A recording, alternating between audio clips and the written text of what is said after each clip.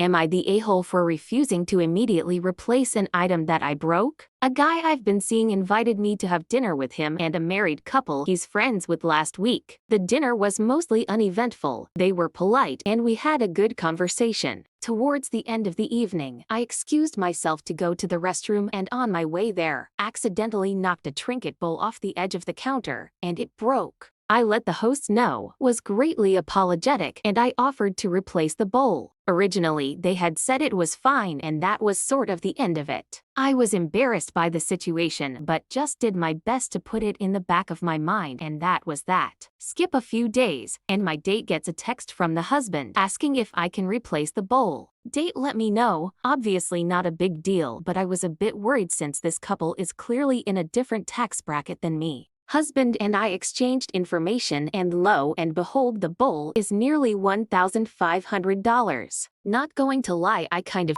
my pants on that one. It also made me slightly upset because while it was my mistake, who precariously places a bowl that expensive on the edge of a counter? I let him know that I didn't have that much disposable money, but asked if they would be willing to accept a payment plan or give me some time to save. Up till then, he'd been polite, but it quickly turned into, "Your lack of finances is not our concern," and they suggested I open a credit card in that case to purchase the bowl immediately and pay it back later on my own time with interest. I barely just paid off the veterinarian debt I had racked up on my credit card and shot down that option. Date is on my side and considering no longer speaking to them over this since the bowl didn't have any significance to them. Family is completely on my side. I feel terrible about it all, but just don't see opening another credit card as an actual option here. I even followed up a few days later with a message, restating my willingness to pay in installments. Still no response. It was disappointing, especially since I'd tried to handle it like an adult. At this point, it's not even about the bowl.